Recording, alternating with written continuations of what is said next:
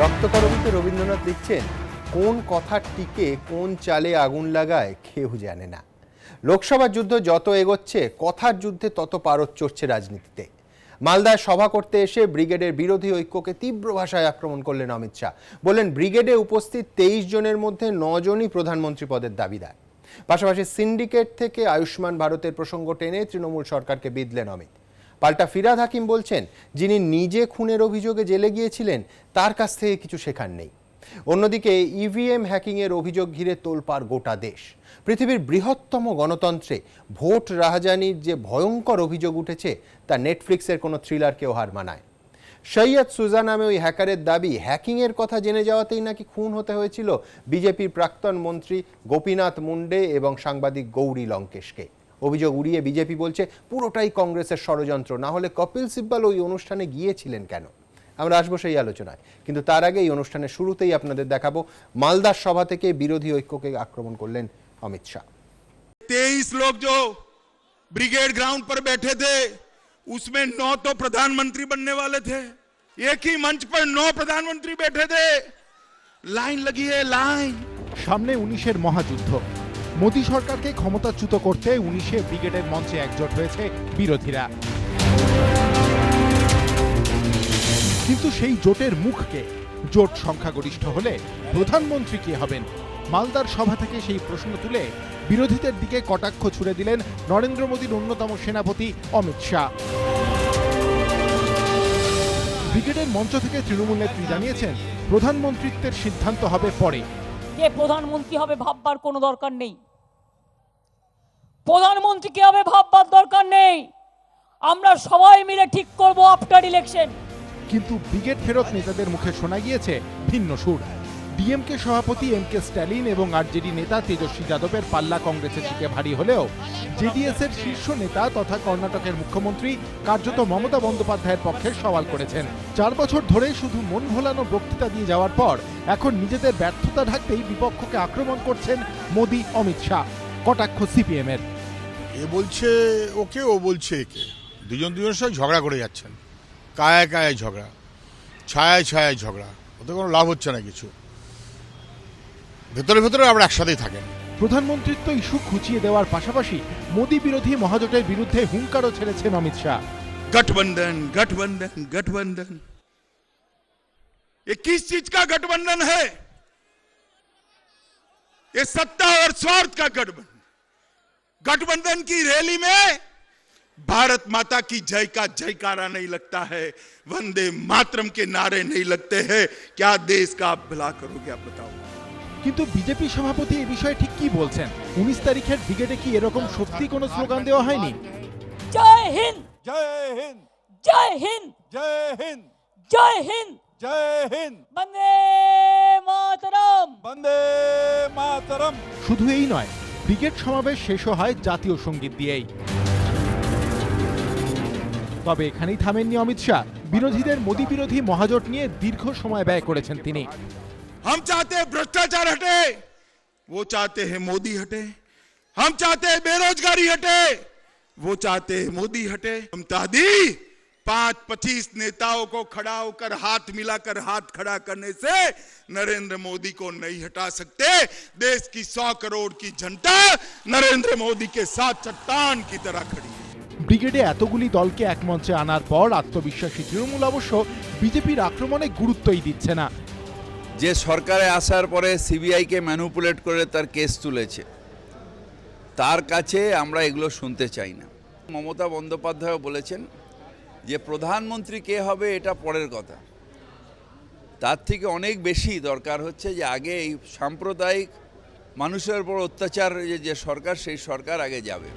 কয়েকদিন আগে জোট প্রসঙ্গে নরেন্দ্র মোদীর মুখে শোনা গিয়েছিল মজবুত সরকার বনাম অসহায় সরকারের তত্ত্ব। এদিন অমিত শাহ একই সুরে বিরোধী জোটকে আক্রমণ করেছেন।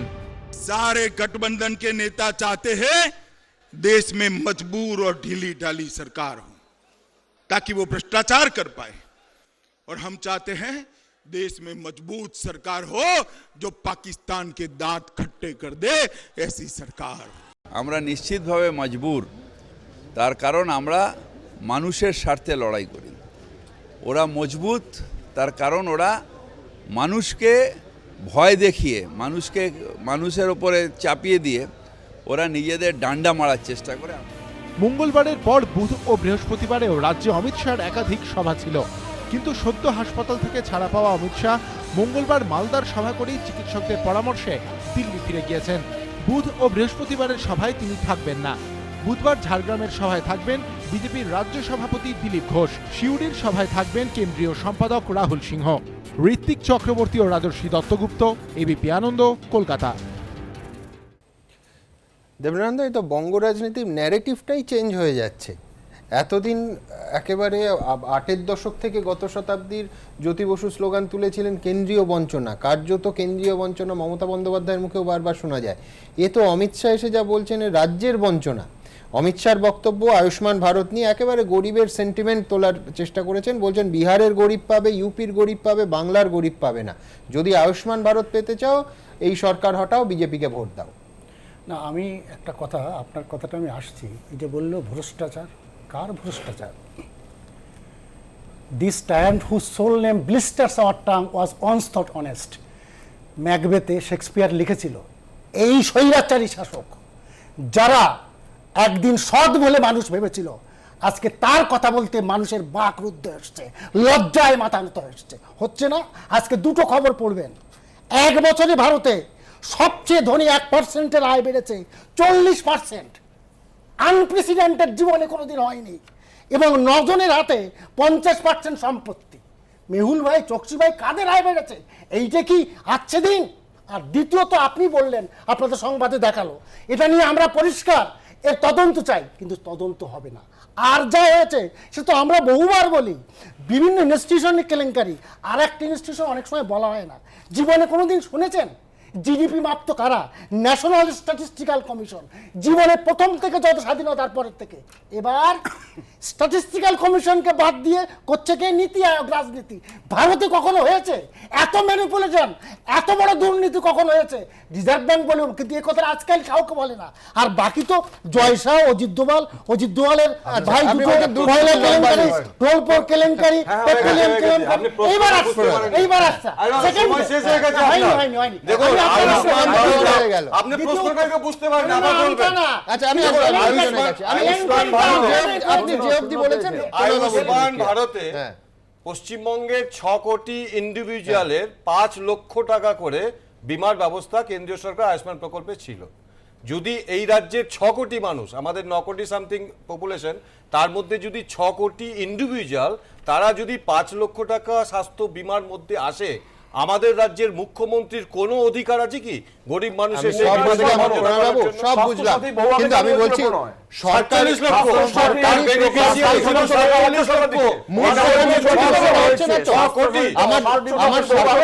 কেন্দ্রের হতে পারে, রাজ্যের হতে পারে, প্রশ্ন একটাই, মুখ দেখানোর প্রতিযোগিতা হচ্ছে না তো? আমি বলছি সুপ্রিম কোর্টের, আমি সেই রায়টা স্মরণ করিয়ে দেবো। সুপ্রিম কোর্ট একসময় এই ছবি দেওয়ার প্রতিযোগিতা বন্ধ করেছিল, নিষেধাজ্ঞা, যদিও প্রধানমন্ত্রীকে ছাড় দেওয়া হয়েছিল। কেন ছাড় দেওয়া হয়েছিল সে প্রশ্ন আমরা বহুবার তুলেছি। আমি উত্তরটা দিই। হ্যাঁ, বলুন। আয়ুষ্মান ভারত প্রকল্পের সাথে এই রাজ্যের তো একটা এগ্রিমেন্ট হয়েছে।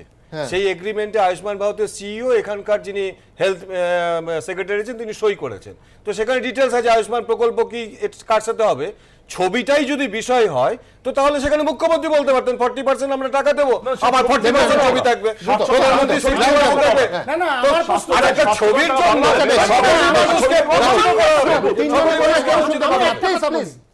আয়ুষ্মান ভারত আপনি লক্ষ্য করুন, এই বছর 3000 কোটি টাকা সারা ভারতে, পশ্চিমবঙ্গের জন্য 100 থেকে 150 মতো পড়তো না। হিসাব করে দেখুন।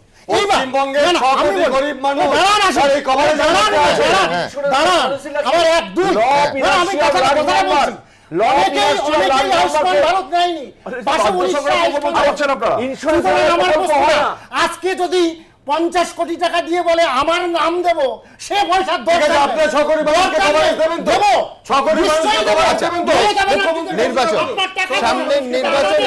ইঞ্চিতে বোঝে নেওয়ার হুমকি। কি বললেন অমিত শাহ? দেখবো। कलकत्ते में जो ममता सरकार है ना, वो ट्रांसफार्मर जल गया है। লোকসভা নির্বাচনে নির্ঘণ্ট ঘোষণা হতে পারে মার্চের শুরুতে, কিন্তু তার আগে থেকেই দিল্লি দখলের লড়াইয়ের দামামা বেজে গিয়েছে। এই প্রেক্ষিতে পশ্চিমবঙ্গে এসে তা নিয়ে তৃণমূলের উদ্দেশ্যে কড়া হুঁশিয়ারি দিয়ে গেলেন অমিত শাহ। ये चुनाव बंगाल सरकार के तहत नहीं होने वाला है, भारत के चुनाव आयोग के तहत होने वाला है। और तृणमूल कांग्रेस के लोगों को भी कहता हूं, कान खोलकर सुन लो, भारतीय जनता पार्टी का कार्यकर्ता इस बार आपकी ईंट से ईंट बजा देगा।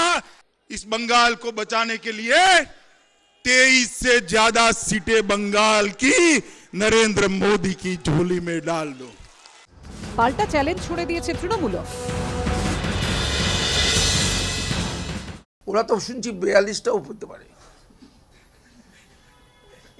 জোকারদের ভূমিকা যদি উনি পালন করেন, ওনার একটা সম্মানীয় পজিশন আছে, ওনাকে একটা ভূগোলের বই আর একটা অঙ্কের বই দিয়ে দিলে উনি বুঝতে পারবেন যে এ রাজ্যে 0 0 0। গত পঞ্চায়েত নির্বাচনে মনোনয়ন পর্ব থেকে শুরু করে ভোট পর্যন্ত রাজ্যে নিরন্তর হিংসা হানাহানির ঘটনা ঘটেছে। তা নিয়ে সম্প্রতি তৃণমূলকে আক্রমণ করেন নরেন্দ্র মোদী। जिन लोगों के खिलाफ पंचायत चुनाव में भी कोई खड़ा हो जाए तो मारकाट शुरू कर देते हैं, वो आज लोकतंत्र बचाने के गीत गा रहे हैं। নরেন্দ্র মোদী যেখানে শেষ করেছেন, মঙ্গলবার কার্যত সেখান থেকেই শুরু করেন অমিত শাহ।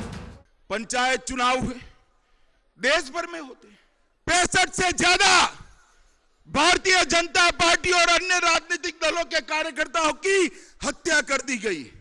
करोड़ों लोग अपना वोट नहीं दे पाए। हाई कोर्ट ने ऐसा ऑर्डर करने लगा, जरा जोर से बोलो, स्वीकार्य है क्या? बदलनी चाहिए, नहीं बदलनी चाहिए? শুধু ভোট নয়, রাজ্যের আইন শৃঙ্খলা ইস্যুতেও তৃণমূল সরকারের বিরুদ্ধে কার্যত তোপ দেখেছেন অমিত শাহ। वर्धमान में बम ब्लास्ट हुआ, सारी फैक्ट्रियां बंगाल के अंदर बंद है, सारी बंद है ना भाई? आप झूठ बोले हो, एक धंधा चालू है, बम और हथियार बनाने का धंधा पूरजोश चालू है भैया, पूरजोश चालू है। हमें कारखाने चालू करने हैं, ये बम की फैक्ट्रियां बंद कर देनी है, ये भारतीय जनता पार्टी का संकल्प है। ये रविंद्र संगीत की गूंज की जगह आज बम के धमाके सुनाई पड़ते हैं। ये बंगाल को बदलने की जरूरत है मित्रों। জবাব দিতে দেরি করেনি তৃণমূল। শিল্প নেই, তাহলে এতগুলো এনকাউন্টার হয়ে পিটিয়ে ওদের রাজত্বে মারছে কেন? আর আমাদের এখানে বোম পড়ে না, এখানে শস্য শ্যামলের রাজত্ব। এটা গুজরাট থেকে এসে উপলব্ধি করতে হবে। 52 যে ছাতি, তো ওতে অ্যাকচুয়ালি রেসলার হওয়ার কথা, বাই চান্স পলিটিশিয়ান হয়ে গেছে। বিজেপি সভাপতি যে আইন শৃঙ্খলা ইস্যুতে সুর চড়িয়েছেন, সেই কারণ দেখিয়েই কয়েকদিন আগে বিজেপি রথযাত্রার বিরোধিতা করেছে রাজ্য প্রশাসন। তা নিয়েও মুখ খুলেছেন মোদীর সেনাপতি। ममता दीदी को डर लग गया कि यात्रा निकली तो उनकी सरकार की अंतिम यात्रा निकल जाएगी। परमिशन नहीं दी। कोई बात नहीं ममता दी, ज्यादा मेहनत करेंगे, मगर आपको इस बार बंगाल से हम हटा कर रहने वाले हैं, हटा कर रहने वाले हैं। ये बंगाल की जनता तय कर बैठी है कि इस देश का अगला प्रधानमंत्री नरेंद्र मोदी बनेगा। পাল্টা তৃণমূল বলছে সুপ্রিম কোর্টে বিজেপি রথযাত্রায় অনুমতি দেয়নি। আদালতও বলছে যে ওরা দাঙ্গাবাজ পার্টি, ওরা মানুষকে ক্ষতি করে, যেখানে দাঙ্গা লাগায়। পশ্চিমবঙ্গে আমরা সবাই একসাথে থাকি, এখানে ওদের মতন বিভেদ সৃষ্টি কে আমরা এখানে সায় দেব না। সব মিলিয়ে শীত বিদায় নেওয়ার আগেই তৃণমূল বিজেপি তরজায় রাজ্যের পারদ ঊর্ধ্বমুখী। ঋত্বিক মণ্ডল, উজ্জ্বল মুখোপাধ্যায় রিপোর্ট, এবিপি আনন্দ। পার্থবাবু, রাজনৈতিক চাপানুতর তো প্রতিদিন হয়। আমার প্রশ্ন খুব পরিষ্কার, সেটা হচ্ছে যে সরকারি প্রকল্পকে এইভাবে বলা যায়? এই প্রশ্ন আমার দুপক্ষের শাসকের কাছেই, যে এটা আমার প্রকল্প, যদি ভোট পেতে পাওয়া তাহলে তুমি এই সরকার সরিয়ে দাও, আমাকে ভোট দাও। মানে আলটিমেটলি তো আমাদের করের টাকা সরকারি প্রকল্প। আপনি প্রধানমন্ত্রীর ছবি বলুন, মুখ্যমন্ত্রীর ছবি বলুন, ছবি দিয়ে প্রচার আমরা বন্ধ করতে পারি না কেন? অশোক স্তম্ভ দিয়ে প্রচার হোক। আমি বলছি এই ভাবনারই তো একটা প্রতিফলন ঘটেছিল সুপ্রিম কোর্টের রায়। এক্স্যাক্টলি। আসলে যেটা হচ্ছে যে সরকারি সিদ্ধান্তগুলোকে পলিটিসাইজ করার একটা হাতিয়ার হচ্ছে যে এই স্কিমগুলো এখন, ফলে তাতে ছবি চলে আসছে। অশোক স্তম্ভের চাইতে অনেক বেশি প্রয়োজন হয়ে পড়ছে মুখ্যমন্ত্রী বা প্রধানমন্ত্রীর মুখের ছবি। আমি বলছি, এবং একই সাথে যদি বলেন যে এরকম যুক্তরাষ্ট্রীয় কাঠামোর যারা গর্ব করেন, সেখানে দাঁড়িয়ে কেন্দ্র এবং রাজ্য দুজনেই হচ্ছে মানুষের সংগৃহীত করের টাকায় উন্নয়ন করে। কার টাকা কে নেয়? এখানে বলছে আমার টাকা, ও বলছে আমার টাকা। আমি বলছি এই স্কিমগুলো যদি বন্ধ হয়, আমি বলবো আখেরে মানুষের ক্ষতি। কিন্তু আমি আপনাকে একটা জিনিস বলছি যে আয়ুষ্মান ভারত যদি বলেন, সত্যি সত্যি কি আয়ুষ্মান ভারত? আয়ুষ্মান কর্পোরেট, আমি আপনাকে এই কারণের জন্য বলছি, আজ সকালেও যে চিত্র আপনাদের আনন্দবাজার পড়েই আমি শিউরে উঠলাম যে এমন একটা দেশে বাস করছি দারিদ্র্যসীমার ধারে কাছে যারা, তাদের দিনে 44 টাকা আয়, আর 1% লোক দিনে 2200 কোটি টাকা রোজগার করছেন। এরকম একটা দেশ। This is a kind of corporate. ফলে আজকে দিন যদি বলেন যে এদেরই এসছে, আপনি এই কর্পোরেট ড্রিভেন একটা বলবো সরকার চলছে এবং তারা এরকম স্লোগান দিচ্ছে, এবং আমি বলছি এই স্লোগানের কার্যকারিতা নিয়েও সন্দেহ তৈরি হচ্ছে। আমি বলছি যে একটা কথা তো উঠছে, এবং কর্পোরেটদের, আমাদের মাননীয় মুখ্যমন্ত্রী সেদিন ব্রিগেড থেকে বললেন যে কর্পোরেটদের লুটের টাকায় ভোট হচ্ছে। কিন্তু এই রাজ্যেও যে মডেলটা দেখছি যে আবার ভোট লুটের টাকায় হচ্ছে যে উপার্জন হচ্ছে, সেটাও হচ্ছে। আমি বললাম যে সব চলছে একই সাথে। আপনি যদি বলেন আমাদের কর্পোরেট সেক্টর, যে আমাদের কর্পোরেট, এখানে সিন্ডিকেটের কথা উনি বললেন, সিন্ডিকেট আনডাউটেডলি আমাদের রাজ্যে বিকেন্দ্রীভূত সিন্ডিকেটের রূপ ভারতবর্ষে আর কোথাও নেই। স্বয়ং সুভাষচন্দ্রর বাড়ি হচ্ছে রেহাই পায়নি সিন্ডিকেট যারা তোলেন। আমি বলছি একই সাথে বিজেপির সিন্ডিকেটের ধরনটা আরেকটু অন্যরকম, তারা হচ্ছে কেন্দ্রীভূত সিন্ডিকেট। আপনি যদি বলেন এই যে ললিত মোদি, মেহুল চোকসি, এরা কারা? এরাও তো হচ্ছে সেই সিন্ডিকেটের অর্থ যোগান দেয়। এবং আপনি যদি বলেন যে এই কর্পোরেটদের সিন্ডিকেট বিজেপি যেটা তৈরি করেছে, এবং সেটাও একটা রেসিপ্রোকাল রিলেশনশিপ। এই কর্পোরেটরা যে অ্যামাউন্ট অফ টাকা এবছর বিজেপিকে দিয়েছে, এটাও সংবাদ মাধ্যমে প্রকাশিত। যত কোটি টাকা তারা অনুদান হিসেবে পেয়েছেন কর্পোরেটদের থেকে, 90% টাকা। ভারতবর্ষের অন্য কোন রাজ্যে সিন্ডিকেট আছে শব্দ শুনেছেন? রাজারহাটের সিন্ডিকেট চালু হয়েছিল কোন আমলে? গৌতম দেব সিন্ডিকেট তো চালুই করেছে, তাকে এগিয়ে নিয়ে যাচ্ছে তৃণমূল কংগ্রেস। প্রত্যেকে সিন্ডিকেট নিয়ে কি বলা হলো এবং তার কি উত্তর দিল তৃণমূল, পাশাপাশি দেখাবো। লোকসভা ভোটের আগে ফের রাজ্যে অমিত শাহ, নিশানায় সেই তৃণমূল, হাতিয়ার সেই সিন্ডিকেট। গত কয়েক বছরে অমিত শাহ যতবার রাজ্যে এসেছেন, কোনোবারই তৃণমূলকে আক্রমণ করতে গিয়ে এই অস্ত্রটিকে হাতছাড়া করেননি। মঙ্গলবার মালদার সভা থেকেও তার ব্যতিক্রম হলো না। यहाँ इतने सारे लाखों लोग हैं, आपको मकान बनाना है, फैक्ट्री बनानी है, तो सीमेंट तो चाहिए ना? आपको चाहिए या नहीं चाहिए? जरा जोर से बोलो, चाहिए या नहीं चाहिए? ईंटा लगेगी या नहीं लगेगी? हमें गुजरात में कोई सिंडिकेट का टैक्स नहीं लगता, अब तो लगता है या नहीं लगता है? जरा जोर से बोलो, लगता है नहीं लगता है? भाई बताओ, ये सिंडिकेट का टैक्स कहां जाता है? एक बार तृणमूल कांग्रेस को उखाड़ कर फेंक कर कमल खिला दो, किसी को सिंडिकेट टैक्स नहीं देना पड़ेगा। मैं आपको वादा करने आया हूं। मित्रों, भारतीय जनता पार्टी देश के 16 प्रांतों के अंदर शासन कर रही, कहीं सिंडिकेट टैक्स नहीं। অমিত শাহর আক্রমণ ভোঁতা করে দিতে পাল্টা সুর চড়িয়েছে তৃণমূল। ওরা ক্ষমতায় কোনোদিন আসবে না, প্রথম কথা। তার কারণ যে ওদের বলে না যে ওদের ক্ষমতায় আসা দূর দূরান্ত পর্যন্ত কোনো এখানে কোনো চান্স নেই। দুটো আছে, জিরো হয়ে যাবে। আর এখানে কোনো সিন্ডিকেট ট্যাক্স লাগে না। সিন্ডিকেট ট্যাক্স যতদিন নরেন্দ্র মোদী ছিল, ওটা গুজরাটে লাগতো। যে খুনের অপরাধে জেলের মধ্যে ছিল, যে সরকারে আসার পরে সিবিআইকে ম্যানুপুলেট করে তার কেস তুলেছে, তার কাছে আমরা এগুলো শুনতে চাই না। সিন্ডিকেট নিয়ে দীর্ঘদিন ধরে তৃণমূল সরকারের বিরুদ্ধে সরব সিপিএম। অমিত শাহ ফের এই ইস্যু খুঁচিয়ে তোলার পর ময়দানে নেমে পড়েছে তারাও। পিছিয়ে একটা তৃণমূলের ঝান্ডা থাকলেই হয়ে গেল, সে হচ্ছে শাহেনশাহ, পুলিশ তাকে সেলাম ঠুকবে। এটা বাস্তব। কিন্তু এই বাস্তব তো আমরা গত বছরের পর বছর ধরে বলে যাচ্ছি। 4.5 বছর ধরে দিল্লি কি করলো? সিবিআই তদন্ত। এই তোলাবাজির যারা মাথা, এবং তার চেয়েও যারা মাথা, যাদের থাকার কথা জেলে, তারা যে সব লালালো নিয়ে ঘুরে বেড়াচ্ছে বদান্যতায় দিল্লির সরকার। সিন্ডিকেটের পাশাপাশি ডিএ বেতন কমিশন নিয়েও সরব হয়েছে অমিত শাহ। এই মাস থেকেই 25% বাড়তে ডিএ পাবেন রাজ্য সরকারি কর্মীরা। যদিও এখনো কেন্দ্রের সঙ্গে তাদের ডিএর ফারাক 23%। কার্যকর হয়নি সপ্তম বেতন কমিশনও। এই সব নিয়ে সরকারি কর্মীদের একাংশের ক্ষোভকে কাজে লাগানোর চেষ্টা করেছেন বিজেপি সভাপতি। देश भर में 7वां वेतन आयोग दे दिया, यहां भी 5वां चल रहा है। भारतीय जनता पार्टी की सरकार बनाओ, शपथ की पहली कैबिनेट में हम 7वां वेतन आयोग देने का काम कर देंगे। सरकारी कर्मचारियों को डीए केंद्र सरकार से 49% कम है, आधा है आधा। क्यों? कहां गया पैसा? पैसा वहां चला गया है, उसको निकालना पड़ेगा। नारदा घोटाला, शारदा घोटाला, रोजवेली फंड, वकफ की जमीन को बेच खाए। তৃণমূল অবশ্য এসবে কোনো গুরুত্বই দিতে নারাজ। নোটবন্দি করে যাদেরকে বিদেশে পাঠিয়ে দিল বা 15 লক্ষ টাকা করে কালো টাকা নিয়ে আসবো বলল, আগে তারা তাদের প্রতিশ্রুতি পালন করুক। ওইসব ছেঁদকতা সিন্ডিকেট দিয়ে যা দেওয়ার, রাজ্যের আমরা তো আর টাকা ছাপাই না, প্রাপ্য দিয়ে যেটা ফেলে গিয়েছিল তার থেকে বেশি দিয়ে আমাদের টাইমে শিক্ষক সহ এই সরকারি কর্মচারী সহ তাদেরকে দেওয়া হচ্ছে। সিন্ডিকেট নিয়ে এই আক্রমণের ফায়দা বিজেপি ভোট বাক্সে কতটা তুলতে পারে তার উত্তর সময়ই দেবে। অর্ণব মুখোপাধ্যায় ও করুণাময় সিংহ রিপোর্ট, এবিপি আনন্দ।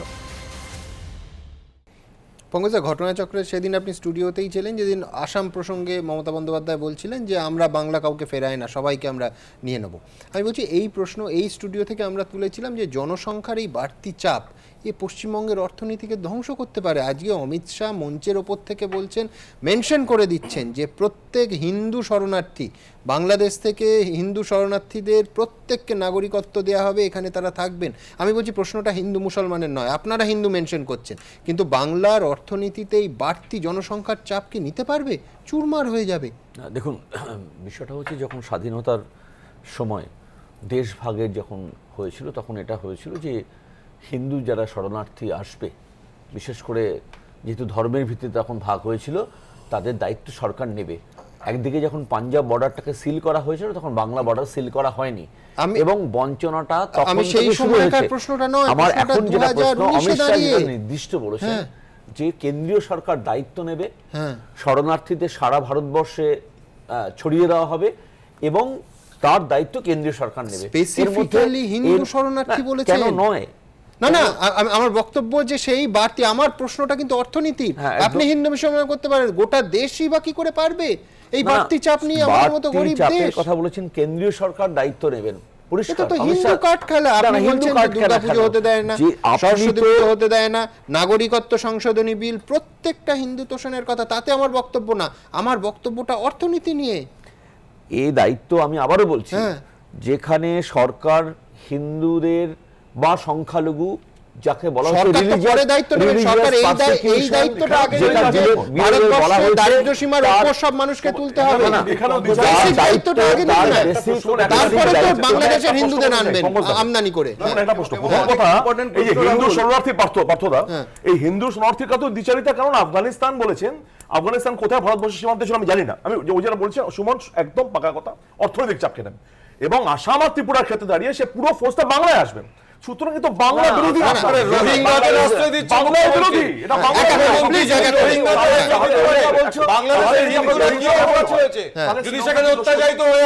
শ্রীলঙ্কার হিন্দুরা তো ভারতবর্ষে সমস্ত আন্তর্জাতিক আইন লঙ্ঘন করে।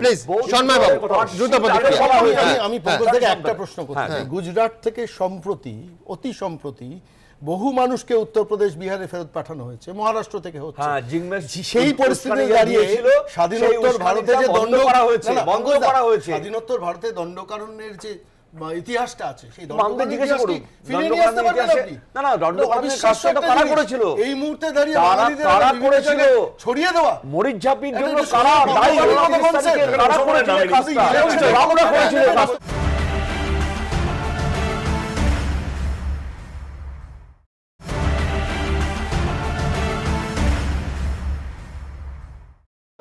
যে পঙ্কজ বাবুকে একটাই প্রশ্ন, যে অটল বিহারী বাজপেয়ী এবং নরেন্দ্র মোদী দুটো মিলিয়ে টানা না মাঝখানে 10 বছর তারা দেশ চালালেন। আমি একটা নমুনা দেখতে চাই যে শরণার্থী হিন্দু হোক মুসলমান হোক এই শরণার্থী প্রশ্নে তাদের সরকারের গৃহীত নীতি কি ছিল এবং কত অনুদান ব্যয় করেছিলেন এবং পশ্চিমবঙ্গে শরণার্থী সমস্যা যেটা ছিল ট্র্যাডিশনাল সেটাকে অ্যাড্রেস করা। আমি বলছি রাজনীতির প্রয়োজনে প্রায় বর্ডারটা খুলে দিচ্ছেন আর কি, হ্যাঁ, মারাত্মক। আমি আমি বলছি বলছি, এই রাজ্যটা ধ্বংস হয়ে যেতে পারে। সম্পূর্ণভাবে কেন্দ্রীয় সরকার দায়িত্ব গ্রহণ করবে, রাজ্যগুলোকে এর শুনুন, কংগ্রেস বলুন বিজেপি বলুন 70 বছর ধরে অনেকে তো দায়িত্ব গ্রহণ করলেন, দারিদ্র সীমার উপরে মানুষগুলোকে তোলা গেল না। আপনি বলছেন সীমান্ত খুলে হিন্দু বাঁচতে পারবেন, মুসলমান বাঁচতে পারবেন, শরণার্থী বাঁচবে। অ্যাক্টের পরে তার অ্যামেন্ডমেন্ট 2015-তে করা যারা তাতে ভোটার কার্ড দিয়ে বৈধ নাগরিক আছেন একই কথা বলা হচ্ছে, তাদের অর্থনৈতিক উন্নতি আগে করুন না, তারপরে তো সীমান্তটা খুলবেন। এটাও কথা, এটা জেনেভা কনভেনশনের বিরুদ্ধে এবং আমি দ্রুত আবার পুরনো প্রসঙ্গে ফিরবো। সেই আয়ুষ্মান ভারত আবার একটা সরকারি প্রকল্প বোধহয় রাজনীতির মঞ্চের চাপানুতরের বিষয় হয়ে দাঁড়ালো, দুর্ভাগ্য। और अभी अभी आयुष्मान भारत योजना लेकर आए, ममता दी रोक रही है, पोस्ट ऑफिस का घिराव कर रहे हैं उनके लोग, पोस्ट ऑफिस पर पुलिस भेज रहे हैं। মোদী সরকারের আয়ুষ্মান ভারত প্রকল্প থেকে বেরিয়ে এসেছে পশ্চিমবঙ্গ। এবার সেই বাংলাতে দাঁড়িয়ে এই নিয়ে তৃণমূল সরকারকে আক্রমণ করলেন অমিত শাহ। কয়েকদিন আগে মমতা বন্দ্যোপাধ্যায় অভিযোগ করেন রাজ্য 40% টাকা দেওয়া সত্ত্বেও আয়ুষ্মান ভারত প্রকল্পের মাধ্যমে কার্যত মোদী সরকারের প্রচার চলছে। এই জন্যই এই প্রকল্প থেকে বেরিয়ে আসার কথা ঘোষণা করেন তিনি। আমাকেও তো 40 টাকা দিতে হয়, 40%। তোমার একার টাকা নয়, ওটা রাজ্যের টাকা আছে। আমি প্রোগ্রামটা আজকে আয়ুষ্মান ভারত থেকে উইথড্র করে নিলাম, অর্থাৎ তুমি এই টাকাটা দেবে তোমার থেকে, আমার থেকে আমি দেব না। এরপর থেকেই বিভিন্ন জায়গায় আয়ুষ্মান ভারত প্রকল্পের কার্ড বিলি নিয়ে শুরু হয় গন্ডগোল। দুর্গাপুরে পোস্ট অফিসের কর্মীদের কার্ড বিলিতে বাধা দেওয়ার অভিযোগ ওঠে তৃণমূলের বিরুদ্ধে। পাল্টা বিজেপির বিরুদ্ধে মারধরের অভিযোগ তোলে শাসক দল। নদিয়ার কৃষ্ণনগর হেড পোস্ট অফিসে কার্ড বিলি না করতে হুমকি দেওয়ার অভিযোগ ওঠে। কিন্তু আয়ুষ্মান কার্ড যদি বিলি হয় আপনাকে সমেত পোস্ট অফিস বন্ধ হয়ে যাবে। এদিন রাজ্যে এসে তা নিয়েও সুর চড়িয়েছেন অমিত শাহ। आयुष्मान भारत योजना क्या है? देश के 10 करोड़ गरीब परिवारों को कोई भी बीमारी आती 5 लाख तक का पूरा खर्चा भारतीय जनता पार्टी की नरेंद्र मोदी सरकार, उनके एमपी, एमएलए, पुलिस थाने के लोग पोस्ट ऑफिस पर जाकर ये आयुष्मान भारत का कार्ड छीन लेते, क्योंकि उनको डर है कि मोदी जी लोकप्रिय हो जाएंगे। आप आयुष्मान भारत योजना चाहते हो तो ममता दी को सबक सिखाना पड़ेगा, सबक পাল্টা জবাব দিয়েছে তৃণমূল। কেন্দ্রীয় প্রকল্পের নামে পলিটিক্যাল অ্যাডভার্টাইজমেন্ট আমরা করতে দেবো না, মোদির নামে ছবি, মোদির নামে অ্যাডভার্টাইজমেন্ট এটা আমরা করতে দেবো না। যখন রাজ্যর বাংলার মানুষের টাকা আছে তখন সেটার নাম কেন বাংলা হবে না, কেন প্রধানমন্ত্রী হবে, কেন মোদি হবে, কেন তার ছবি থাকবে, কেন বিজেপির মার্কা ছবি থাকবে, এইটা প্রশ্ন আছে। কারণ যে ওর নাম করে রাজনীতি যেটা করছে সেটাতে আমাদের আপত্তি আছে। আয়ুষ্মান ভারতের পাশাপাশি আরও একাধিক প্রকল্প নিয়ে কেন্দ্রের সঙ্গে সংঘাতের পথে হেঁটেছে রাজ্যের শাসক দল। শস্য বীমা, প্রধানমন্ত্রী গ্রাম সড়ক যোজনা থেকেও সরে দাঁড়িয়েছে তারা। টানাপোড়েন এমন জায়গায় পৌঁছেছে যে 34 নম্বর জাতীয় সড়কের একাংশের সংস্কারে দেরি নিয়ে কেন্দ্রকে দুষে জায়গায় জায়গায় দেওয়া হয় হোর্ডিং। এই প্রেক্ষিতে রাজ্যের মানুষের সামনে মোদী সরকারের প্রকল্পের তালিকা তুলে ধরেছেন নরেন্দ্র মোদীর অন্যতম সেনাপতি। ब्रिगेड ग्राउंड से ममता दी ने पूछा है नरेंद्र मोदी ने क्या करा, मैं जवाब देने आया हूं। ये 129 योजनाएं पढ़ता हूं जोर से, मगर समय कम है। आपको लगे मोदी जी अच्छा काम कर रहे हैं, उस वक्त ताली बजाकर रोक लेना। पढ़ू जोर से, मैं पढ़ू जोर से, तो ध्यान से सुनो।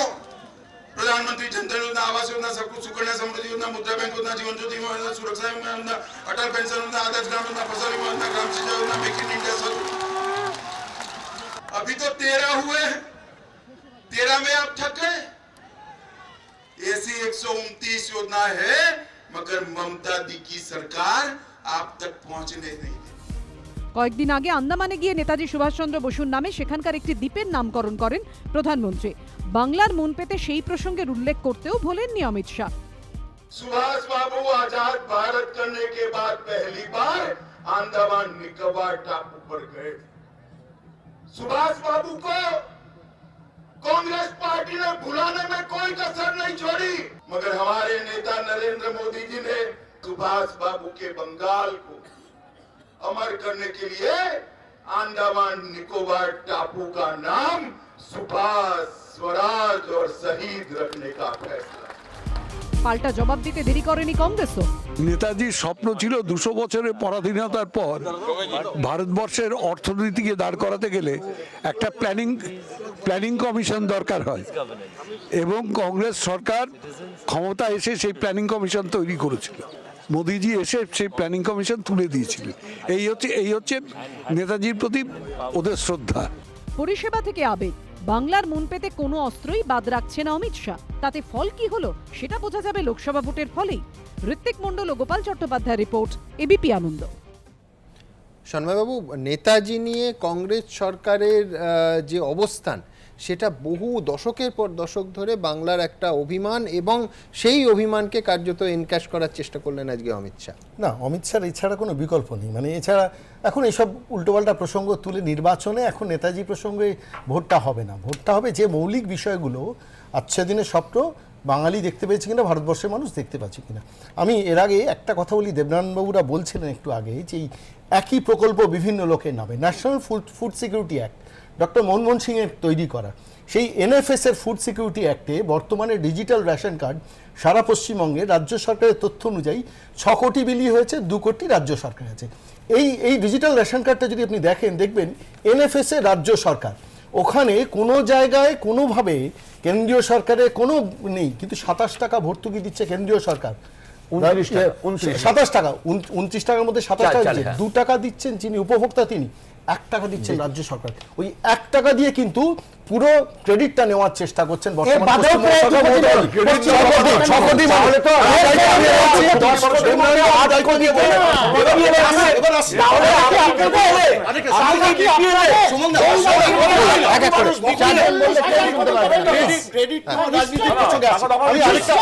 আমি আরেকটা বিষয়, 2010-11-12 এই সময় কেন্দ্রীয় সরকার একটা মেডিকেল কার্ড করেছিল 30 টাকা দিয়ে, মেডিকেল কার্ডটা করেছিল, এবং গ্রাম বাংলা বহু মানুষের কাছে পৌঁছেছে। ডিস্ট্রিবিউশনটা প্রপারলি হয়নি, কিন্তু হয়েছিল। আপনি জানেন এখনো এই মুহূর্তে সরকারি হসপিটালগুলোতে ওগুলো রাজ্য সরকারের মুখ্যমন্ত্রীর অনুপ্রেরণায় হয়েছে বলে এখনো সাইনবোর্ড লাগানো হচ্ছে ওই বোর্ডগুলোর, এবং মাননীয় মুখ্যমন্ত্রী মমতা ব্যানার্জি, আপনি সাগরদত্ত হসপিটালে যান, বড় করে এমার্জেন্সির সামনে সেই বোর্ড এখনো লাগানো আছে। অর্থাৎ এই ক্রেডিট নেওয়ার রাজনীতিটা বন্ধ হওয়া দরকার। মানুষ আলটিমেটলি সার্ভিসটা চায়। যদি মমতা ব্যানার্জি নরেন্দ্র মোদী করে কিচ্ছু অসুবিধা নেই, আয়ুষ্মান ভারত নিয়ে এইসব করার কোনো দরকার নেই। এটা আসলে বিজেপিকে লাইমলাইটে এনে দেওয়া। যেভাবে রথযাত্রা নিয়ে বিজেপিকে লাইমলাইটে নিয়ে এসে ভোটের পার্সেন্টেজ, মাইনরিটি মেজরিটি ভোটের পার্সেন্টেজ ইকুয়েশনটা বর্তমান রাজ্য সরকার খেলেছিল। তিনটে রাজ্যে ক্ষমতা এসছেন, যেগুলো মাফ করেছেন আপনারা, মাফ করেছেন, তার জন্য তো ক্রেডিট দিচ্ছেন আপনারা। মুখ্যমন্ত্রী মমতা বন্দ্যোপাধ্যায় এত সমস্যা সমাধান আমাদের সবার ক্রেডিট বলছে, যদি আপনারা এত সমস্যা। আচ্ছা, বেশ, ক্ষমতায় আসার কথা হচ্ছে। এই মুহূর্তে আরেকটা গুরুত্বপূর্ণ বিষয়ে আমি যাব, ইভিএম বিতর্ক। যে আমি গল্প এই জন্য বলছি যে ঘটনা লন্ডনে বসে একজন স্কাইপে সাংবাদিক সম্মেলন করেছেন, যে সাংবাদিক সম্মেলন কার্যত 24 ঘন্টার মধ্যে পৃথিবীর বৃহত্তম গণতান্ত্রিক রাষ্ট্রে রীতিমতো ঢেউ তুলেছে। কিন্তু যে ঘটনা বা গল্প তিনি বলছেন, যে কোনো হলিউডি থ্রিলারকে হার মানায়। সত্য মিথ্যা আমরা জানি না, নিঃসন্দেহে আমরা দাবি করব একেবারে নিরপেক্ষ তদন্তের, কিন্তু তার আগে যে ঘটনা সামনে এসেছে তা দেখাবো, এবং আবার বলবো সত্য মিথ্যা আমরা জানি না। একের পর এক মারাত্মক অভিযোগ, আদৌ তার মধ্যে 1% সত্যতা আছে কিনা নিঃসন্দেহে নির্বাচন কমিশন এবং অন্য অথরিটিরা বিচার করবেন। আমি ঘটনা দেখাবো, তারপর তাই নিয়ে আলোচনা আসবে। দেখুন, ইলেকট্রনিক ভোটিং মেশিন, মূলত লোকসভা ও বিধানসভার ভোটে এই যন্ত্রে নিজেদের গণতান্ত্রিক অধিকার প্রয়োগ করেন ভারতীয় নাগরিকরা। আর সেই ইভিএম নিয়েই লন্ডনে চাঞ্চল্যকর দাবি করলেন এক মার্কিন হ্যাকার, যার রেশ আছড়ে পড়ল 6693 কিলোমিটার দূরের ভারতে। হ্যাকার সৈয়দ সুজার দাবি, ট্রান্সমিটারের মাধ্যমে ইভিএম হ্যাক করা সম্ভব। 2014 সালে ভারতের লোকসভা নির্বাচনে ইভিএম হ্যাক হয়েছিল, যে নির্বাচনে একক সংখ্যাগরিষ্ঠতা পেয়েছিল বিজেপি। এর কয়েক সপ্তাহের মধ্যেই সড়ক দুর্ঘটনায় মৃত্যু হয় মোদী সরকারের তদানীন্তন কেন্দ্রীয় পঞ্চায়েত ও গ্রামোন্নয়ন মন্ত্রী গোপীনাথ মুন্ডের। হ্যাকার সুজার দাবি, ইভিএম হ্যাকিংয়ের কথা জেনে যাওয়াতেই খুন হতে হয় গোপীনাথ মুন্ডেকে, কারণ বিজেপি মনে করেছিল ভোটে ইভিএম হ্যাকের বিষয়টি ফাঁস করে দিতে পারেন মুন্ডে। বিজেপি অবশ্য এসব অভিযোগকে ভিত্তিহীন বলে উড়িয়ে দিয়েছে। उनको इसके बहाने के रूप में एक ऐसा नाम देना था जो व्यक्ति अब जीवित न हो, जो इसका जवाब नहीं दे सके। और गोपीनाथ मुंडे हमारे बड़े अंतरंग मित्र थे और बहुत वरिष्ठ नेता थे हमारी पार्टी के। अब उनके खिलाफ इस तरह की मैं क्या अशोभनीय बात होगी ना, इसलिए डॉक्टर ने क्लैरिफाई किया। हम लोग सब लोग उस उनके दुर्भाग्यपूर्ण मृत्यु के समय थे, तो ये बहुत पीड़ादायक है। প্রয়াত মন্ত্রী গোপীনাথ মুন্ডের ভাইপো তথা এনসিপি নেতা ধনঞ্জয় মুন্ডে কাকার মৃত্যুর তদন্ত দাবি করেছেন। ये सबको चौंकाने वाली बात है, बहुत दुखद बात है कि अगर इस कदर से कोई मुंडे साहब के मृत्यु से कारण अगर जोड़ा जाता है आज, ये इसकी जांच जल्द से जल्द होनी चाहिए। বিতর্কের শেষ এখানেই নয়, ওই হ্যাকার আরও দাবি করেছেন তার কাছ থেকে ইভিএম হ্যাকিং এর বিষয়টি জেনেছিলেন সাংবাদিক গৌরী লঙ্কেশ। তিনিও বিষয়টি ফাঁস করে দেওয়ার কথা ভাবছিলেন। সেই রিপোর্ট প্রকাশের আগেই অজ্ঞাত পরিচয় আততায়ীর গুলিতে ঝাঁঝরা হয়ে যায় গৌরী লঙ্কেশের দেহ। এই হত্যাকেও পরিকল্পিত ষড়যন্ত্র বলে দাবি করেছেন হ্যাকার। কিন্তু কিভাবে ইভিএম হ্যাকিং সম্ভব? হ্যাকারের দাবি ব্লুটুথ প্রযুক্তির মাধ্যমে ইভিএম এর তথ্য বদলানো সম্ভব নয়, কিন্তু গ্রাফাইট দিয়ে তৈরি ট্রান্সমিটারের মাধ্যমে ইভিএম এর তথ্য ভান্ডার বা ডেটাবেসে ঢুকে পড়া সম্ভব। মডিউলেটরের মাধ্যমে কম কম্পাঙ্কের তরঙ্গ পাঠালে ইভিএম সাড়া দেয়। 2014 লোকসভা নির্বাচনে এই ট্রান্সমিটারই ব্যবহার করা হয়েছিল বলে সুজার দাবি। শত্রুপক্ষের নজরদারি এড়িয়ে বার্তা বিনিময়ের জন্য সামরিক বাহিনীগুলি এমন কম কম্পাঙ্কের তরঙ্গ ব্যবহার করে থাকে, কিন্তু বিজেপির আইটি টিমের কাছে এই যন্ত্র ছিল বলে দাবি সুজার। 2014 সালের লোকসভা নির্বাচনে সারা দেশের 9টি জায়গা থেকে এই নিম্ন কম্পাঙ্কের তরঙ্গ পাঠিয়ে বদলে দেওয়া হয়েছিল ইভিএম এর সমস্ত তথ্য। যারা এই কাজ করেছিলেন তারা নিজেরাও জানতেন না যে তাদের কাজে বদলে যাচ্ছে সমস্ত নির্বাচনী ডেটাবেস। হ্যাকারের আরও দাবি নিম্ন কম্পাঙ্কের তরঙ্গের মাধ্যমে ইভিএম এ কারচুপি করতে বিজেপির আইটি সেলকে সাহায্য করেছিল রিলায়েন্স কমিউনিকেশনস। এ বিষয়ে রিলায়েন্স কমিউনিকেশনের কোনো প্রতিক্রিয়া পাওয়া যায়নি। হ্যাকারের আরও দাবি 2015 সালের দিল্লি বিধানসভা ভোটেও তিনি আম আদমি পার্টির পক্ষে ইভিএম হ্যাক করেন। প্রসঙ্গত 2014 সালের লোকসভা নির্বাচনে কেন্দ্রে বিজেপি এবং 2015 সালে আম আদমি পার্টি দিল্লিতে জয়লাভ করে, যদিও দুদলই ভোটে ইভিএম হ্যাকিং এর অভিযোগ অস্বীকার করেছে। জাতীয় নির্বাচন কমিশনও দাবি করেছে ইভিএম হ্যাক করা সম্ভব নয়, ইভিএম সম্পূর্ণ সুরক্ষিত, উদ্দেশ্য প্রণোদিতভাবে মিথ্যে প্রচার করা হচ্ছে। হ্যাকার সৈয়দ সুজার বিরুদ্ধে দিল্লি পুলিশের কাছে অভিযোগ দায়ের করেছে নির্বাচন কমিশন। এবিপি আনন্দ।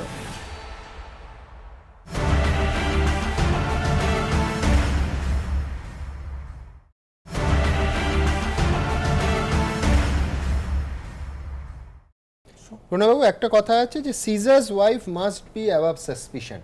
আমি বলছি সন্দেহ হচ্ছে যখন, কেউ প্রশ্ন তুলছে যখন, সেটা যতটাই কষ্টকল্পিত প্রশ্ন হোক না কেন, আমার মনে হয় অবিলম্বে নির্ভরযোগ্য নিরপেক্ষ সংস্থাকে দিয়ে তদন্ত করা প্রয়োজন। কেন আমি বলছি সেটা হচ্ছে যে 2014 সালের 13ই মে এই হ্যাকার ভদ্রলোক তিনি হায়দ্রাবাদের একটি শহরতলিতে বলছেন 11 জন টেকনিশিয়ানকে গুলি করে মারা হয়েছে। আমি বলছি এটার তদন্ত করা অনেক বড় ঘটনা, যদি সত্যি হয় সহজতর। শুট আউটের পর 15ই মে তিনি কোনো রকমে প্রাণ বাঁচিয়ে পালালেন। 16 তারিখ এয়ার ইন্ডিয়ার ফ্লাইটে দিল্লি থেকে শিকাগো যান। আমি বলছি এটা তো 5 মিনিটও লাগে না। এয়ার ইন্ডিয়ার ওই দিনের যে ফ্লাইট দিল্লি থেকে শিকাগো গেছে, প্যাসেঞ্জার লিস্টটা খতিয়ে দেখুন, দুধ কা দুধ পানি কা পানি হয়ে যাবে। আমি বলছি কোথায় কোথায় আমার প্রশ্নগুলো আছে। আমেরিকায় তিনি কবে পা দিলেন? নিঃসন্দেহে হোমল্যান্ড সিকিউরিটির সেই রিসিট তাদের কম্পিউটারে থাকবে, কোনো অসুবিধে নেই, এটা 30 সেকেন্ডের মধ্যে বের করে নেওয়া যাবে। প্লাস হচ্ছে পলিটিক্যাল অ্যাসাইলাম পান, যদি তিনি আশ্রয় পান, এ তো কূটনৈতিক ক্ষেত্রে 1 মিনিটের ব্যাপার, একটা ফোন কল হবে, জাস্ট জানলেই সঙ্গে সঙ্গে কি গ্রাউন্ডে তিনি পলিটিক্যাল অ্যাসাইলাম পেলেন সেটা সঙ্গে সঙ্গে বোঝা যাবে। কে তার সঙ্গে দেখা করেছে, তার কি আবেদন ছিল। এ তো আমি বলছি যে আজকে 24 ঘন্টা এত জল্পনার মধ্যে কাটবে কেন? মুহূর্তে এটা সামনে চলে আসা উচিত সত্য। প্রথম কথা হচ্ছে নির্বাচন কমিশন দিল্লিতে যে এফআইআর করে তদন্ত শুরু করেছে, আমরা তাকে সম্পূর্ণ সমর্থন করছি। আমরা মনে করি যে সুপ্রিম কোর্টের কোনো বিচারপতিকে দিয়ে নিরপেক্ষ তদন্ত হওয়া উচিত, দরকারে সিবিআই তদন্ত হওয়া উচিত, যেহেতু ইন্টারন্যাশনাল ব্যাপার আছে, অতএব তদন্তের হওয়া উচিত। দ্বিতীয় যে বিষয়টা হচ্ছে যে এই যে সাংবাদিক সম্মেলন হয়েছিল সেখানে কংগ্রেসের প্রিন্সিপাল ছিল কালকে শুরুতেই। এবার মনে করুন আমি মনে করুন একজন ভারতীয়, আমি বিদেশে গেছি, পাকিস্তানে গেছি, পাকিস্তানে একটা সাংবাদিক সম্মেলন করে বলা হচ্ছে যে ভারতবর্ষের নির্বাচনের হ্যাক করা হয়েছে। একজন ভারতীয় হিসেবে তো সেখানে আমার একটা রিয়াকশন থাকবে। যদি ভারতবর্ষের গণতন্ত্রের প্রতি আমার আস্থা থাকে, নির্বাচন কমিশনের প্রতি আস্থা থাকে, তা আমি তো প্রতিবাদ করব। কিন্তু কপিল সিব্বল সেই প্রতিবাদটুকু করেননি। আরেকটা শেষ করে দিই, যে ঘটনাগুলো বলছে 2014 সালে তখন মোদী সরকার আসেনি, ইউপিএ সরকার আছে, কপিল সিব্বল তখন কেন্দ্রের মন্ত্রী ছিলেন। 2014 সালে যদি এতগুলো ঘটনা মোদী সরকার আসার আগে হয়ে থাকে, তাহলে কেন্দ্রীয় সরকার সেদিন কি করছিলেন? স্বরাষ্ট্রমন্ত্রী তো পি চিদম্বরম ছিলেন। একদম একদম। আমি প্রণয় বাবুর সঙ্গে সন্ময় বাবু শুধু একটু যোগ করে দিই, সেটা হচ্ছে বিজেপি ক্ষমতায় আসেনি, 2014 সালে তারা গোটা দেশের সব ইভিএম হ্যাক করে নিল। আর এখন ক্ষমতায় 5 রাজ্যে বড় ভোট, 3 রাজ্যে হ্যাক করতে পারলো না, কংগ্রেস সরকার করলো। আমি বলছি, আমি যদি হ্যাকের থিওরিতে বিশ্বাস করি, ক্ষমতায় না এসে অ্যাবসলিউট মেজরিটি পেয়ে গেল, আর যখন দরকার সামনে ভোট 3 রাজ্যে হেরে ভোট। আমি প্রথম একটা কথা বলবো, সেটা হচ্ছে এই যে পারসেপশনটা যে একটা মেশিন হ্যাকড হচ্ছে, এটা দ্রুত তদন্ত করে ক্লিয়ার করা দরকার। এবং সেখানে যদি যিনি আইডেন্টিফাইড হন, সঙ্গে সঙ্গে তাকে জেলে পড়া দরকার। কারণ এই পারসেপশন যদি থাকে, একটা নির্বাচন কমিশন কোটি কোটি টাকা খরচা করে মানুষকে ভোট কেন্দ্রে নিয়ে যাওয়াতে উদ্বুদ্ধ করতে, আর সেইখানে দাঁড়িয়ে যদি এই ধরনের একটা অভিযোগ আসে এবং অভিযোগে যদি সারবত্তা সাধারণ মানুষের ধারণা তৈরি হয়ে যায়, ভোটের দিন তো ভোট দিতে যাবে না তারা, 1 নম্বর। 2 নম্বরে আরেকটা খুব মৌলিক বিষয় এখানে রয়েছে, গোপীনাথ মুন্ডের হত্যা। এটা তো যদি সামান্য সত্যতা আসে, তাহলে তো বলতে হবে যে ফেক এনকাউন্টারের আরেকটা উদাহরণ গুজরাটের 27টার পাশাপাশি আরেকটা আছে,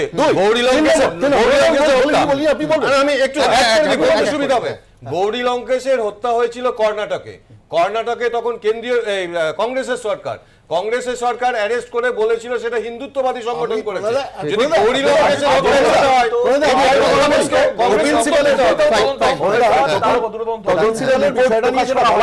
কপিল সিবাল ইন্ডিভিজুয়াল ইনভিটেশনে অ্যাজ আ লয়ার ওখানে অ্যাটেন্ড করেছেন।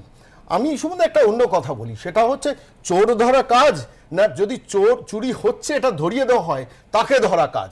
বিজেপি সরকার কিন্তু এখন সেই জায়গা থেকে চলছে। আমি গোপীনাথ মুন্ডের পার্টি করে দেশকে অপমান করার জন্য,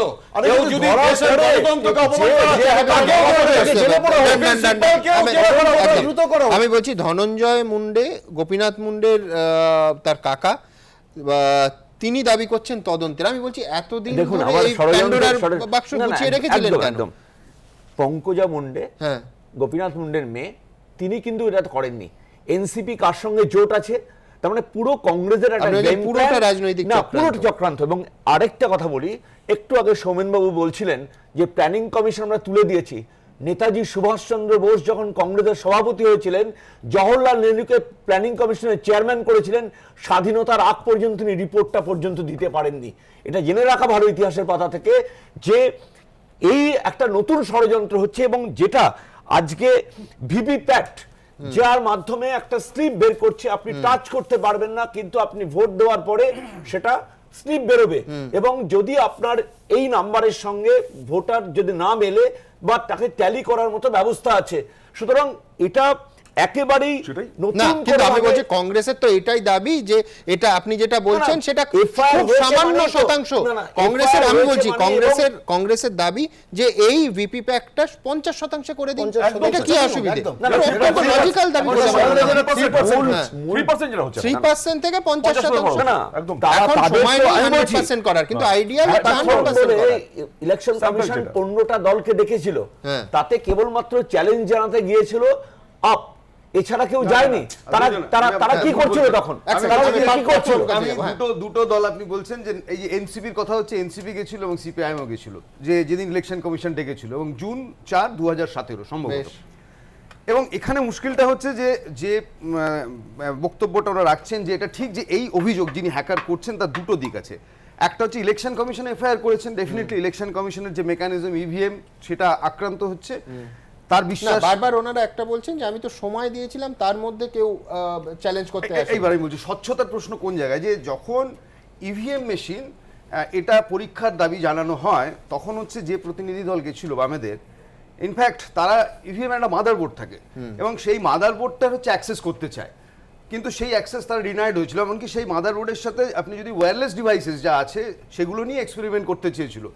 4 ঘন্টা সময় দিয়েছিল বলাই বাহুল্য, এবং তাতে ঠিক বাচ্চা ছেলেদের যা যা কাজ করতে হয়, দেখুন এখানে টিপে টিপে ভোট এখানে পড়ছে কিনা, ওখানে পড়ছে কিনা, এই কাজটা ওখানে হয়েছে। কিন্তু সেখানে দাঁড়িয়ে আমি বলছি স্বচ্ছতার স্বার্থে নির্বাচন কমিশনের উচিত, যখন এই 130 কোটি দেশের ভোট ইভিএম দিয়ে চলতে হবে, একদম পেপার দিয়ে হবে না, Caesar's wife must be above suspicion. আমি একটা জিনিস বলে নেব যে 2013 সালে আমি শুধু দর্শকদের জানাতে চাইবো যে আপনি ওয়্যারলেস কমিউনিকেশনের কথা বলছেন। নির্বাচন কমিশন এবং তাদের টেকনিক্যাল এক্সপার্ট যারা, তারা দাবি করেছেন যে রেডিও ফ্রিকোয়েন্সি দিয়ে, যেটা বলা হচ্ছে যে একটি মোবাইল কোম্পানির ফ্রিকোয়েন্সি দিয়ে এটাকে হ্যাক করা হয়েছে, সেটা সম্ভবই নয়। আমি আসবো, কারণ যে কোম্পানিটির নাম বলা হচ্ছে, আমরা অন্তত গ্রাহক যারা, তারা সেই কোম্পানিটিকে এই চেহারায় সারফেসে দেখি 2016 সালে। না আমি একদম নাম করেই বলছি, আমি জিওর কথা বলছি। 14 এবং 15 সালে এই হ্যাকিং এর সময় কি জিও অতটা ছিল আমি জানি না। এই প্রশ্নগুলো আমার মনে এসছে। আমি ছোট্ট একটা বিরতিতে যাব, কিন্তু তার আগে হ্যাশট্যাগ সঙ্গে সুমন দিয়ে যারা মন্তব্যগুলো পাঠালেন, দ্রুত একবার মন্তব্যগুলো দেখব। আকাশ মণ্ডল, 2014 নির্বাচনের ফল ঘোষণার আগে লাড্ডু তৈরির বহর দেখেই বোঝা গিয়েছিল ডাল মে কুছ কালা হ্যায়। শুভেন্দু চক্রবর্তী লিখছেন, রাজস্থান, ছত্তিশগড়, মধ্যপ্রদেশে কি ইভিএম হ্যাক করেই কংগ্রেস জিতেছে? দিলওয়ার রহমান মোল্লা লিখছেন, ইভিএম লুট মানে গণতন্ত্র লুট, তাহলে আমরা সাধারণ মানুষ ভোট দিয়ে কি করব? অমিতেশ বাগচি লিখছেন, হ্যাকারের দাবি বিশ্বাস করছি না। তপন কুমার দাস লিখছেন, ঠাকুমা বলতেন দুষ্টের ছলের অভাব হয় না, এটাও তাই, নিজে জিতলে সব ঠিক। মন্টু শেখ লিখছেন, মানুষের স্বাধীনতায় চুরি হয়ে যাচ্ছে, তার তুলনায় ইভিএম হ্যাক করে ভোট চুরি তো ছোট কাজ। একটা ছোট্ট বিরতির সময় হয়েছে, বিরতির পরে এসে দেখাবো এই যে রাজনৈতিক চাপানুতর, মানে বিজেপি বলছে এটা পুরোটা কংগ্রেসের ষড়যন্ত্র। কংগ্রেস কি বলছে? কপিল সিব্বাল নিজে প্রেস কনফারেন্সে উপস্থিত ছিলেন, সেই ফুটেজ গতকাল আমরা দেখিয়েছি। তার কি সাফাই? ছোট্ট একটা বিরতির পর ইভিএম নিয়ে এই আলোচনায় আসবো আরো বিস্তারিতভাবে।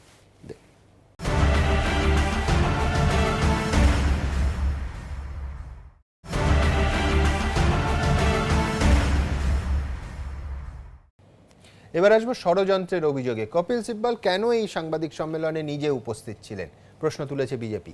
সাফাই দিয়েছেন কপিল সিব্বাল নিজে, প্রশ্নও তুলেছেন পাল্টা। দেখাবো। 2014 সালের লোকসভা নির্বাচনে ইভিএম হ্যাক হয়েছিল।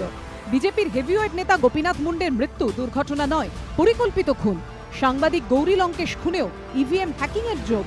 ভিডিও কনফারেন্সিং এর মাধ্যমে সাংবাদিক বৈঠকে এমনই একগুচ্ছ চাঞ্চল্যকর দাবি করেছেন হ্যাকার সৈয়দ সুজা, যার জেরে উত্তাল ভারতের রাজনীতি। আর লন্ডনের সেই সাংবাদিক বৈঠকে কংগ্রেস নেতা কপিল সিব্বালের উপস্থিতি গোটা ঘটনায় অন্য মাত্রা যোগ করেছে। বিজেপি দাবি করছে গোটাটাই কংগ্রেসের তৈরি চিত্রনাট্য। किस हैसियत से कपिल सिब्बल वहां उपस्थित थे? कपिल सिब्बल पूरे मामले की कांग्रेस की तरफ से मॉनिटरिंग करने गए थे। इस पूरे आयोजन से क्या 2014 के देश के जनमत का अपमान हो रहा है? কেন তিনি ওই সাংবাদিক বৈঠকে হাজির ছিলেন? দেশে ফিরে মঙ্গলবার তার ব্যাখ্যা দিয়েছেন কংগ্রেসের আইনজীবী সাংসদ। मुझे तो व्यक्तिगत तौर पे इनविटेशन है, मैं तो आशीष रेख को जानता हूं और मेरा कोई व्यक्तिगत काम भी था वहां, तो मैं गया था, तो मैंने अटेंड किया। ये जो मुद्दा जो उठा है, ये किसी राजनीतिक दल, एक राजनीतिक दल से जुड़ा हुआ नहीं है। क्या लोकतंत्र यहाँ बहाल है या नहीं, ये उसके बारे में है, ये डेमोक्रेसी के बारे में। এখানেই শেষ নয়, ওই হ্যাকারের আরো একাধিক বিস্ফোরক দাবি এদিন প্রকাশ্যে এনেছেন কপিল সিব্বল। 12 मई को इलेक्शन रिजल्ट आ गया, तो 13 मई को काकी रेड्डी गेस्ट हाउस में, जो किशन रेड्डी एमएलए के ब्रदर इन लॉ हैं, उनके गेस्ट हाउस में ये वाकया हुआ और 13 मई 2014 में हुआ और 13 लोग वहां शामिल थे और 11 लोगों की हत्या हो गई। अब ये सही है नहीं सही है, इसकी जांच होनी चाहिए। कमरे में किशन रेड्डी आए तो उन्होंने कहा चंपाई अंधेर की, मैं तो जानता नहीं कि इसका मतलब क्या है। ये भी उन्होंने कहा कि उसके बाद फिर 15 तारीख को, क्योंकि मुझे भी गोली लगी थी, शिकागो चले गए और वहां बोला कि मैं 16 दिन डिटेंशन सेंटर में रहा और अस्पताल 18 दिन रहा। Then he also says another thing that when he inquired, his house was burnt, his parents were also killed. সিব্বলের দাবির প্রেক্ষিতে মুখ খুলেছেন হায়দ্রাবাদের প্রাক্তন বিজেপি বিধায়ক জি কিষাণ রেড্ডি। अगर ईवीएम टैंपरिंग करके हमारा पार्टी देश भर में जीता है तो तेलंगाना में भी जीतना चाहिए। तेलंगाना में भी हम मेजॉरिटी असेंबली सीट आना चाहिए, मुख्यमंत्री हमारा पार्टी बनना चाहिए। मर्डर केस हुआ, कोई मर गया, कोई टैंपरिंग हुआ, कोई कम्युनल क्राइसिस में किया, ये सब किस में भी अगर मेरा रोल है तो मैं इन्वेस्टिगेशन के लिए तैयार हूँ। हम इसके ऊपर फिर एक बार डिमांड करें, हाई लेवल इंक्वायरी करना चाहिए। কংগ্রেস বলছে রাজনৈতিক যোগ খোঁজার থেকে হ্যাকারের দাবিগুলি নিয়ে অবিলম্বে তদন্ত শুরু করা দরকার, কারণ গোটা বিষয়টাই নির্বাচনে কারচুপি, খুন সহ একাধিক গুরুতর অভিযোগ রয়েছে। अगर वो कहता है कि 11 लोग की मृत्यु हो गई तो FIR होनी चाहिए, और किसी ने अगर गलत आरोप लगाया है तो उसके खिलाफ जांच होनी चाहिए। हम कौन कह रहे हैं कि नहीं होनी चाहिए? लेकिन ये कहना कि कांग्रेस पार्टी इसके पीछे है कि मैंने तो नहीं उसको अमेरिका भेजा था भैया। अगर पॉलिटिकल साइलम किसी को मिला है तो सिब्बल की वजह से तो नहीं मिला, या कांग्रेस पार्टी की वजह से तो नहीं मिला। जो बचपने जो बयान हैं जो आजकल मंत्री देने लगे हैं, मुद्दा देश के सामने है और मुद्दा किसी राजनीतिक दल से जुड़ा हुआ नहीं है, मुद्दा फ्री एंड फेयर इलेक्शंस का है। বিজেপি আবার এই নিয়ে সরাসরি গাঁধী পরিবারকে নিশানা করেছে।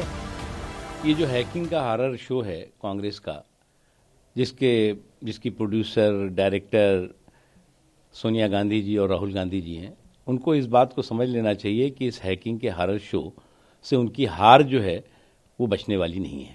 अगर जिस तरह के तर्क और जिस तरह के कुतर्क दिए गए हैं उसको तो बच्चा भी देख करके और मजाक उड़ा रहा है कांग्रेस का। देश की लोकतांत्रिक व्यवस्था को, देश की चुनावी व्यवस्था को, देश के सिस्टम को पूरी दुनिया में आप बदनाम करने का जो एक षड्यंत्र और साजिश कर रहे हैं, वो इससे ज़्यादा शर्मनाक बात हो नहीं सकती। পাল্টা কংগ্রেসের বক্তব্য, আগে নির্বাচনকে স্বচ্ছ অবাধ করার ব্যবস্থা করা হোক, লোকসভা ভোটে বাড়ানো হোক ভিভিপ্যাট যন্ত্রের ব্যবহার। चुनाव आयोग ये सुनिश्चित करे कि 50% कम से कम VVPAT जो पर्ची है वो रैंडमली उसकी भी गणना हो। তাৎপর্যপূর্ণ বিষয় হলো কংগ্রেসের সুরে শোনা গিয়েছে বিজেপি সাংসদ সুব্রমণিয়ম স্বামীর গলায়।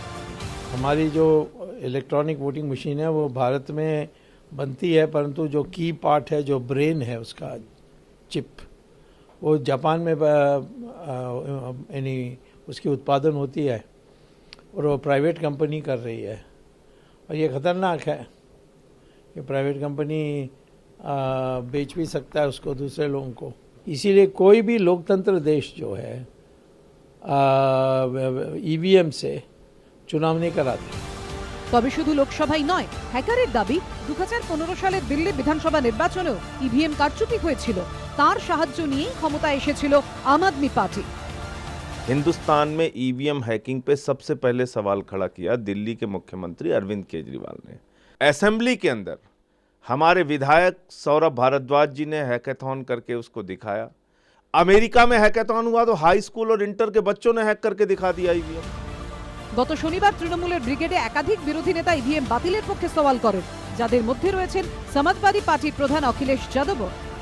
जापान जैसा देश जो साइंस और टेक्नोलॉजी में सबसे आगे है, आखिरकार वो देश क्यों नहीं इस्तेमाल कर रहा ईवीएम को? ये सवाल किसी दल का नहीं है, सवाल लोकतंत्र पे भरोसे का है। ये तो सरकार को और इलेक्शन कमीशन को अब तय करना चाहिए, ये पहले से विश्वास है। যদিও জাতীয় নির্বাচন কমিশন বরাবরই দাবি করে আসছে ইভিএম পুরোপুরি সুরক্ষিত, লোকসভা ভোট হবে যন্ত্রে। এবিপি আনন্দ। পঙ্কজা, এই সুজা যা বলছেন সেটা নেটফ্লিক্সের একটা দুর্ধর্ষ প্লট, নাকি একেবারে আষাঢ়ে গল্প, নাকি এর ভেতরে বাস্তবতা আছে? 100% বাস্তবতা থাকলে মারাত্মক, কিন্তু আমি সে তো তদন্ত হলে বোঝা যাবে। কিন্তু ফ্যাক্ট এটা যে গোটা পৃথিবীর সাউথ আফ্রিকা, ভারতের মতো 4টে মাত্র দেশে ইভিএম এই মুহূর্তে চালু রয়েছে। এছাড়া ধরুন 1960 সালে আমেরিকায় প্রথম ইভিএম ব্যবস্থা চালু হয়, তারপরে উঠে যায়, আবার পেপার ব্যালটে গোটা আমেরিকা ব্যাক করে। ব্রেক্সিটের ভোট আমরা দেখলাম, জার্মানি বলুন, হল্যান্ড বলুন, ইংল্যান্ড বলুন, সব জায়গায় আবার সেই পেপার ব্যালট।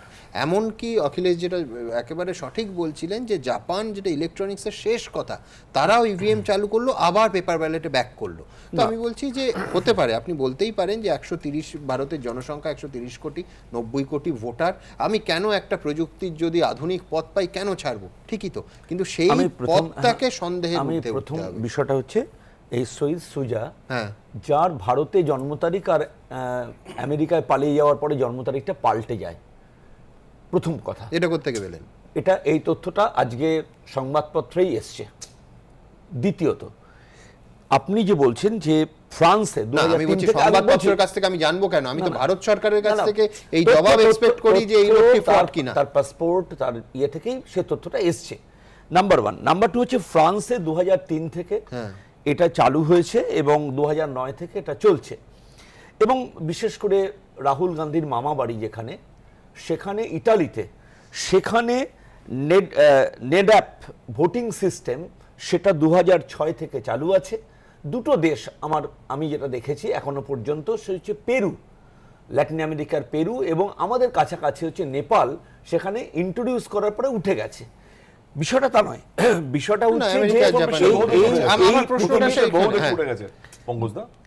আমার বিষয়টা হচ্ছে যে আমাদের মতো বিরাট দেশে এটা চালু যখন হয়েছিল, বিষয়টা হচ্ছে যে সমস্ত আজকে যারা বিরোধী বা সরকারে আছে তারা তো এই পদ্ধতিতে এসছে, মানে হঠাৎ না। কিন্তু আমি বলছি এই প্রশ্ন উঠলে সরকার এত ডিফেন্সিভ হয়ে যাচ্ছে কেন? সরকার খোলা মনে বলুক যে আমি তদন্ত করে মানুষকে তদন্ত হবে তো। রাজনৈতিক দল হিসেবে দুটো দাবিতেই আমাদের কোনোটাতেই অসমর্থনে আমরা সমর্থন করছি। যদি সমস্ত রাজনৈতিক দল মনে করে 50% ইয়ে হওয়া উচিত, ভিভিপ্যাট হওয়া উচিত, আমরাও রাজি আছি, কোনো অসুবিধা নেই। সমস্ত রাজনৈতিক দল যদি মনে করে যে ইভিএম পাল্টে আবার ব্যালট আসা উচিত, আমাদের আপত্তির কিছু কারণ নেই। সরকার সিদ্ধান্ত নেবে, নির্বাচন কমিশন। আমার দুটো ব্যালটে পঞ্চায়েত নির্বাচনটা দেখেছি, তাহলে পঞ্চায়েত নির্বাচনে ব্যালটে হওয়ার পরে সুষ্ঠু এবং অবাধ নির্বাচন কি হয়? আপনি কি বলছেন যে ইভিএম লুট হয় না, ব্যালট লুট হয়? না,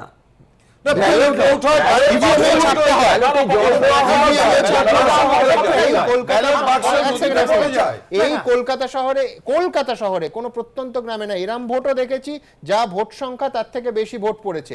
এবিপি আনন্দের প্রমাণ সহ দেখি। আমি বলছি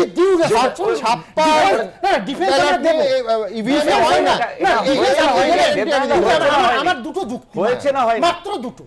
প্রথম বক্তব্য হচ্ছে যে ডেভেলপড কান্ট্রিগুলো তার প্রায় 95% প্রায় সব ব্যাক টু প্যাভিলিয়ন, আবার সেই ব্যালটে চলে গেছে। প্রশ্নটা হচ্ছে কেন গেছে? নিশ্চয়ই জনসংখ্যা কম, মানে এক। দ্বিতীয় বলছে জনসংখ্যা। আচ্ছা, জনসংখ্যা মানে 30 কোটি 35 কোটি জনসংখ্যা করতে হয়। চীন না, চীনে তো ভোট হয় না, চীনের অন্য ব্যাপার। 35 কোটি আমার এখানে জনসংখ্যা। কিন্তু আমি যদি সেই জায়গায় থাকি, আপনার আবার প্রশ্ন হচ্ছে এবারটা হয়তো পারা যাচ্ছে না 50%, কিন্তু কেন আমরা সেই গোড় ই করবো? এর মধ্যে কি আপনারা কি আর একটা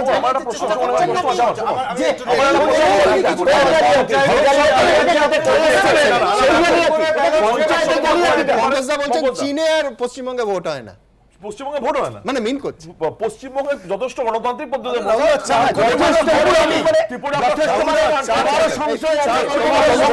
তার আগে দ্রুত একবার পৃথিবীর দেশগুলোর কি অবস্থা, কটা দেশ এই ইভিএম ব্যবস্থাকে এই মুহূর্তে সাবস্ক্রাইব করছে এবং ইভিএম ব্যবস্থায় শিফট করেছে পেপার ব্যালট থেকে, দ্রুত দেখে নেব। এই যন্ত্রের উপর বিশ্বাস রেখেই নিজেদের গণতান্ত্রিক অধিকার প্রয়োগ করেন নাগরিকরা। গণনা পর্যন্ত এই যন্ত্রেই বন্দী থাকে ভোটদাতাদের মতামত। মূলত বিধানসভা লোকসভা ভোটে এই যন্ত্রই ঠিক করে দেয় শাসক বিরোধী। এই যন্ত্রই আনে পরিবর্তন, ঘটায় প্রত্যাবর্তন। আর সেই যন্ত্র নিয়েই এখন তোলপাড় দেশ। হ্যাকিং এর অভিযোগ শুধু নয়, ইভিএম কাণ্ডের সঙ্গে জুড়ে গিয়েছে এক বিজেপি নেতা তথা কেন্দ্রীয় মন্ত্রীকে গাড়িতে ধাক্কা দিয়ে খুন করার অভিযোগ। উঠছে এক মহিলা সাংবাদিককে গুলি করে খুনের অভিযোগ। সামনে এসেছে 11 জন আইটি এক্সপার্টকে গুলিতে ঝাঁঝরা করে দেওয়ার অভিযোগও, যারা নাকি কারচুপিতে যুক্ত ছিলেন।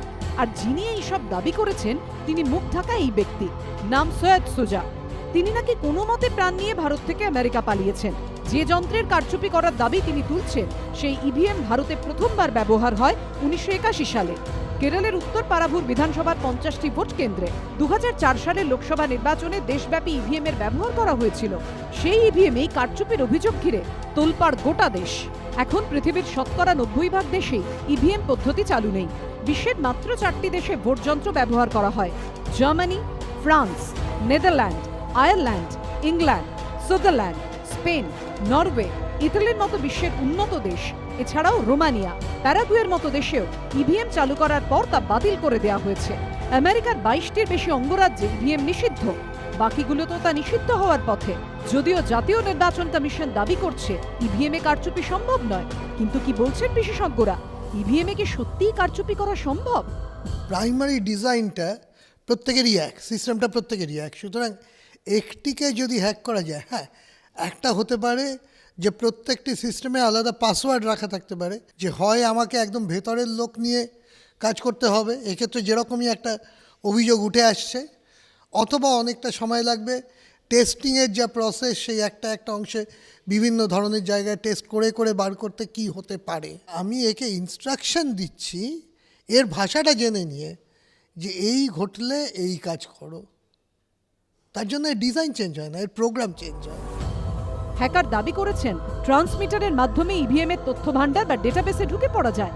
এমনটা যে অসম্ভব নয় তা মানছেন বিশেষজ্ঞদের একাংশ। ইলেকট্রনিক ডিভাইসকে যদি আপনি কমিউনিকেট করতে পারেন, অর্থাৎ একটা ইভিএম একে যদি কমিউনিকেট করতে পারেন রিমোট কোনো জায়গা থেকে, নর্মালি যেমন আমরা দেখি যে মোবাইল ফোনের ক্ষেত্রে একটা ডেফিনিট ফ্রিকোয়েন্সি ইউজ করে একটা মোবাইল থেকে আর একটা মোবাইল কমিউনিকেট করা হয়, সিমিলারলি ওই ইভিএমের মধ্যে যে ইলেকট্রনিক ডিভাইসটা আছে সেটাকে যদি আমরা একটা রিমোটলি কন্ট্রোল করতে পারি, এখানে যেমন একটা বলা হয়েছে একটা মডুলেটর দিয়ে একটা স্পেসিফিক ফ্রিকোয়েন্সি, সেখানে একটি টেলিকম সংস্থা নাকি তাদের সাহায্য করেছে, সেই ফ্রিকোয়েন্সিটা দিয়ে যদি ওর সাথে আমি কমিউনিকেট করতে পারি, তাহলে কিন্তু আমাদের এই প্রসেসটা করা সম্ভব। ভিডিও কনফারেন্সিং এর মাধ্যমে যিনি ইভিএম কারচুপির অভিযোগ সামনে এনেছেন, সেই হ্যাকার সৈয়দ সুজার দাবি তিনি 2009 থেকে 2014 পর্যন্ত ইলেকট্রনিক্স কর্পোরেশন অফ ইন্ডিয়া লিমিটেডে কাজ করতেন। ইভিএম নিয়ে কাজ করে এমন একটি ইঞ্জিনিয়ারিং টিমের সদস্য ছিলেন তিনি। সেই সুবাদেই ভোটযন্ত্রের খুঁটিনাটি তার লোকদর্পণে। যদিও নির্বাচন কমিশনকে চিঠি দিয়ে ইসিআইএল দাবি করেছে সুজা কোনোদিনই তাদের সংস্থার সঙ্গে জড়িত ছিল না। কৃষ্ণেন্দু অধিকারীর রিপোর্ট, এবিপি আনন্দ।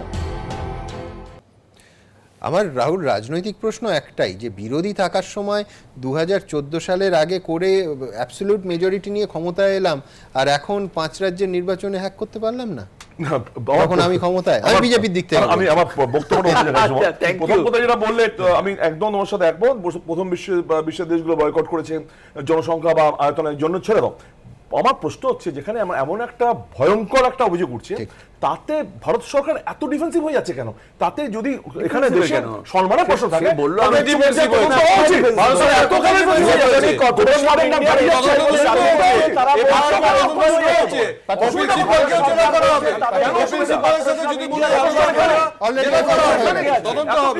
আমি শুধু দুটো বিষয় বলবো, যে এক, যে এটা ঠিক যে আমাদের গণতন্ত্রকে যদি ডেভেলপ করার প্রশ্ন হয়, তাহলে নির্বাচন কমিশন এবং সরকার আরো বেশি সদর্থক ভূমিকা নিতে হবে। আমি একটা পয়েন্ট মেনশন করতে চাই, যে 2013 সালে বিষয়টা সুপ্রিম কোর্ট অবধি করায়, এবং সুপ্রিম কোর্টে এটা ঠিক হয় যে হেন্সফোর্থ ভিভিপ্যাট মেশিন এটা ব্যবহার করতে হবে।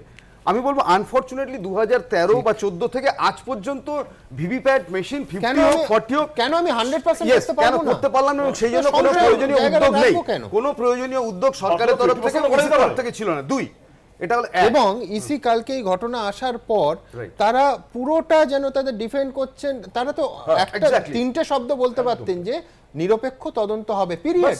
একদম আমি কেন কে মিথ্যে বলেছে, এক্স্যাক্টলি হ্যাকারের পেছনে নিজের আইডেন্টিটি মিথ্যে বলছে, তার বিষয়ের কি আমি বলছি রাহুল। আর একটা প্রশ্ন, যে একটা হচ্ছে যে ইভিএম ভোটার, আমরা হচ্ছে যে টেলিফোন, আমি ইভিএম এর হ্যাকার বলুন, যে টেলিফোন হ্যাকার বলুন, আমি বলছি এ রাজ্যের মানুষ যে আমরা ভোট নিয়ে খুব চিন্তিত, তারা হচ্ছে বুথ হ্যাকারদের নিয়ে খুব বেশি চিন্তিত। এবং এই যে বুথ হ্যাকিং, যে যারা একেবারে মনোনয়নের জমা থেকে শুরু করে ভোটের দিন কাউন্টিং পর্যন্ত এই যে বুথ হ্যাকারদের দখলে চলে যাচ্ছে, ফলে এখানে ইভিএম কত ভালো হলো,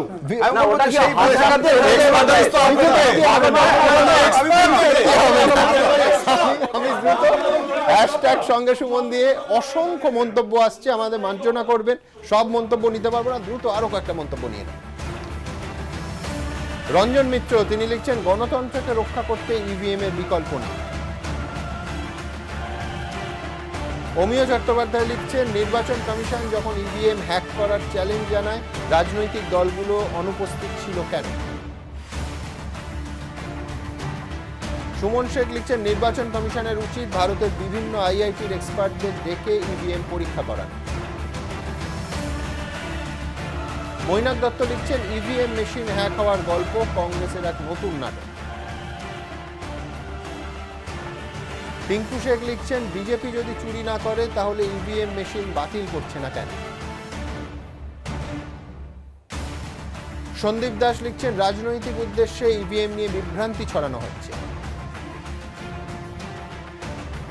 অংশুমান বিশ্বাস লিখছেন, এখনই তদন্ত শুরু হওয়া উচিত।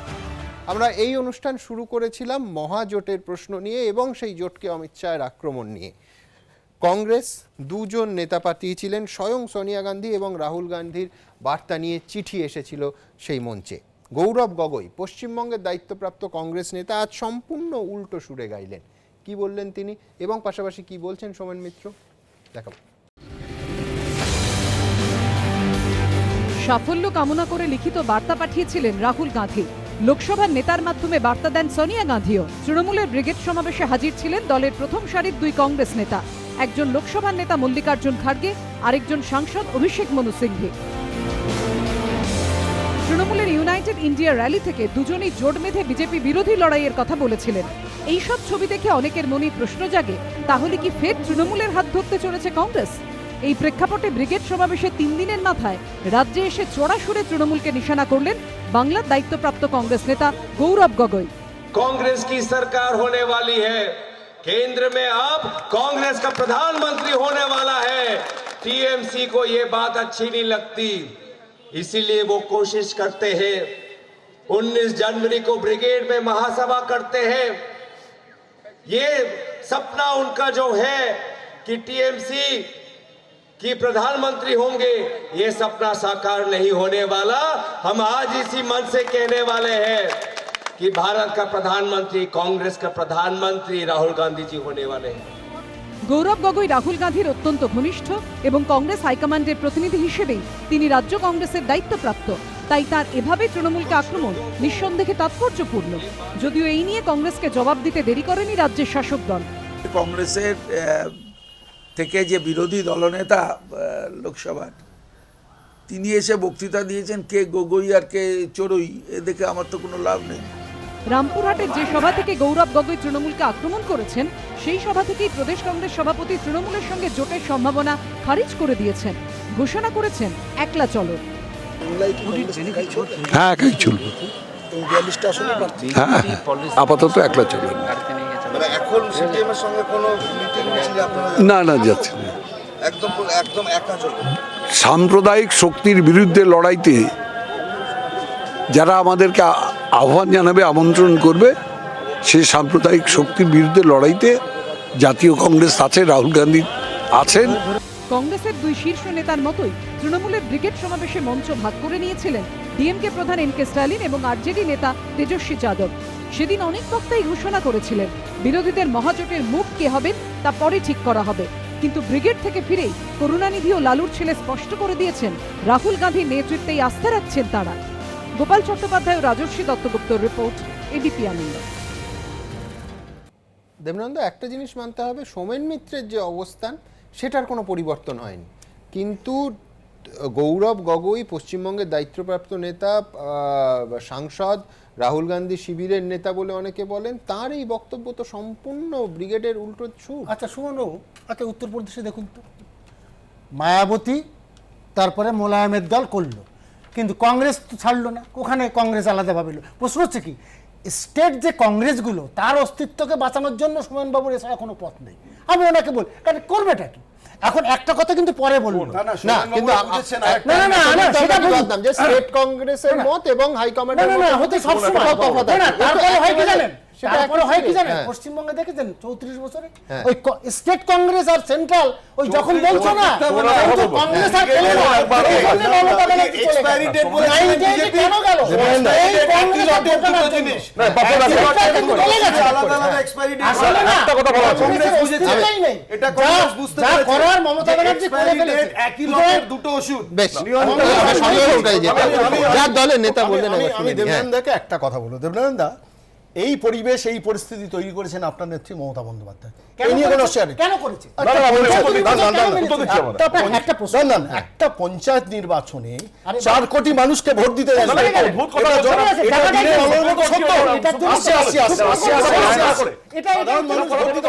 বিরোধী পরিষদকে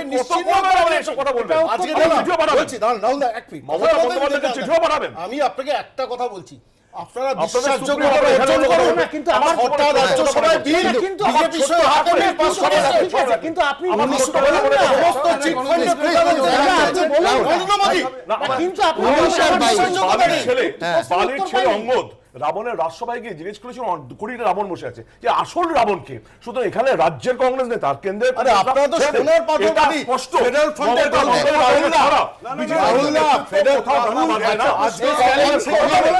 আরো আধ ঘন্টা ধরে এই বিতর্ক চালানো যায়, কিন্তু সময় সেইটা অনুমতি অবশ্যই আমাকে দেবেন। আমি দ্রুত আপনাদের দেখাতে চাইবো যে রাফায়েল বারবার রাহুল গান্ধী বলছেন কৃষি ঋণ মুকুব, কিংবা আমাদের এই পশ্চিমবঙ্গের পুজো কমিটিগুলোকে আয়কর দফতরে তলব, এই বিষয়গুলো নিয়ে আপনারা কি ভাবছেন? আমরা প্রতি মাসে একটি সমীক্ষক সংস্থাকে দিয়ে নানা প্রশ্নের কি ভাবছেন আপনারা তার একটা আভাস ইঙ্গিত পাওয়ার চেষ্টা করি, কোনো রাজনৈতিক ভবিষ্যৎবাণী নয়, আমরা শুধুমাত্র আপনারা কি ভাবছেন সেই মনের নাগাল পাওয়ার চেষ্টা করি। দ্রুত দেখে নেব এবিপি আনন্দ এবং সি ভোটারের সমীক্ষায় এই প্রশ্নগুলোর উত্তরে ঠিক কি উঠে এলো। कौन प्रधानमंत्री बनेगा ये मेरा का जरूरी बात नहीं है, हम लोग चाहते हैं बीजेपी जाए, वो पूरा जाए, उसको बाद हम लोग फैसला कर लेंगे और 5 साल के लिए अच्छा सरकारी बनेंगे। জোটের প্রধানমন্ত্রী পদপ্রার্থী নিয়ে ব্রিগেড থেকে এই মন্তব্য করেছেন তৃণমূল নেত্রী, যদিও এই নিয়ে মঙ্গলবার মালদা থেকে কটাক্ষ ছুড়ে দিয়েছেন অমিত শাহ। ये 23 लोग जो ब्रिगेड ग्राउंड पर बैठे थे उसमें 9 तो प्रधानमंत्री बनने वाले थे, एक ही मंच पर 9 प्रधानमंत्री बैठे थे, लाइन लगी है लाइन। কয়েকদিন আগে আবার অমিত শাহর দলের রাজ্য সভাপতি প্রধানমন্ত্রিত্ব নিয়ে মুখ খুলে বিতর্ক উস্কে দিয়েছে। অবশ্যই আমাদের মুখ্যমন্ত্রী তাকে আমি তার জন্মদিনের শুভেচ্ছা জানাই, সুস্থ শরীর সফল জীবন কামনা করি, কারণ তার সাফল্যের উপরে পশ্চিমবাংলার ভাগ্য নির্ভর করছে। তিনি সুস্থ থাকুন আর ভালোভাবে কাজ করুন, এটা আমরা চাই।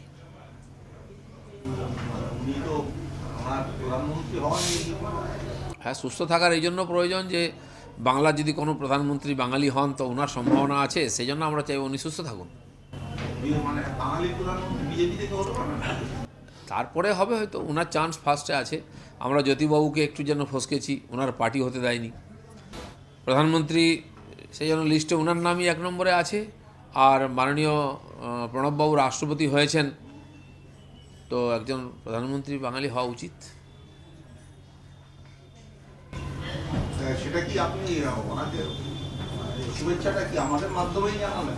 হ্যাঁ, প্রেসের মাধ্যমে তো জানাবো, আমি তো চিঠি লিখে জানাতে পারি না, সেই জন্য প্রেস মিডিয়াই আমাদের মাধ্যম, তার মাধ্যমে আমি তাকে শুভেচ্ছা জানাচ্ছি।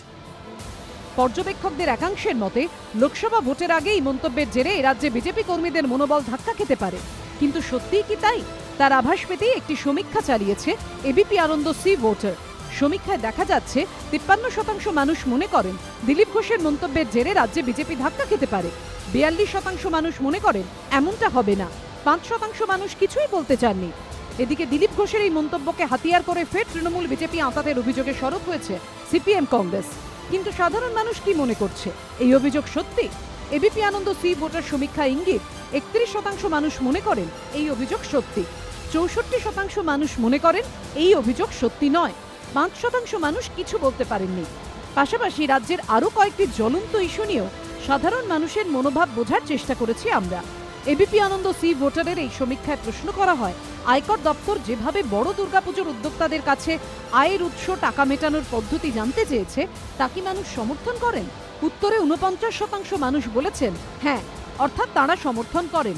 47% মানুষ বলেছেন তারা সমর্থন করেন না, 5% মানুষ কিছু বলতে চাননি। মমতা বন্দ্যোপাধ্যায়ের ঘোষিত কৃষক বন্ধু প্রকল্প থেকে কি তৃণমূল ভোটে ডিভিডেন্ড তুলতে পারবে? সমীক্ষায় সেই প্রশ্ন করেছি আমরা। 71% মানুষ মনে করছেন তৃণমূল এই সিদ্ধান্ত থেকে ডিভিডেন্ড পাবে। 23% মানুষ মনে করছেন তৃণমূল এই সিদ্ধান্তের ফায়দা পাবে না। 6% মানুষ এই নিয়ে কিছুই বলতে পারেননি। মমতা বন্দ্যোপাধ্যায় কৃষক বন্ধু প্রকল্প হোক বা মধ্যপ্রদেশ, রাজস্থান, ছত্তিশগড়ে কংগ্রেস সরকারের একটি শিরিন মুকুট। বিভিন্ন মহলে প্রশ্ন উঠছে, এসব সিদ্ধান্তে কি কৃষকদের সমস্যার সমাধান হবে? এবিপি আনন্দ সি ভোটার সমীক্ষায় দেখা যাচ্ছে 64% মানুষ মনে করছেন এতে কৃষকদের সমস্যার সমাধান হবে। 33% মানুষ মনে করছেন সমস্যার সমাধান হবে না। 3% মানুষ এই নিয়ে কিছু বলতে চাননি। লোকসভা ভোটের আগে রাজস্থান, মধ্যপ্রদেশ, ছত্তিশগড়ে জিতে আত্মবিশ্বাসে ফুটছে কংগ্রেস। এবিপি আনন্দ সি ভোটার সমীক্ষায় প্রশ্ন করা হয়, এই জয় কি পশ্চিমবঙ্গে তাদের পারফরমেন্সের উপর প্রভাব ফেলবে? 33% মানুষ মনে করেন প্রভাব পড়বে। 62% মানুষ মনে করেন এমনটা হবে না। 4% মানুষ কিছু বলতে চাননি। রাফাল ইস্যুতে মোদী সরকারের বিরুদ্ধে ধারাবাহিক আক্রমণ শানিয়ে চলেছেন রাহুল গান্ধী। দেশ জুড়ে এ নিয়ে প্রচারে নেমেছে কংগ্রেস। কিন্তু বাংলায় কি রাফাল নির্বাচনী ইস্যু হয়ে উঠবে? এবিপি আনন্দ সি ভোটার সমীক্ষা ইঙ্গিত 48% মানুষ মনে করেন এ রাজ্যের ভোটে রাফাল নির্বাচনী ইস্যু হয়ে উঠতে পারে। 34% মানুষ মনে করেন এমনটা হবে না। 18% মানুষ কিছু বলতেই চাননি। এবিপি আনন্দ সি ভোটারের এই সমীক্ষা চালানো হয়েছে জানুয়ারির দ্বিতীয় সপ্তাহে। এবিপি আনন্দ।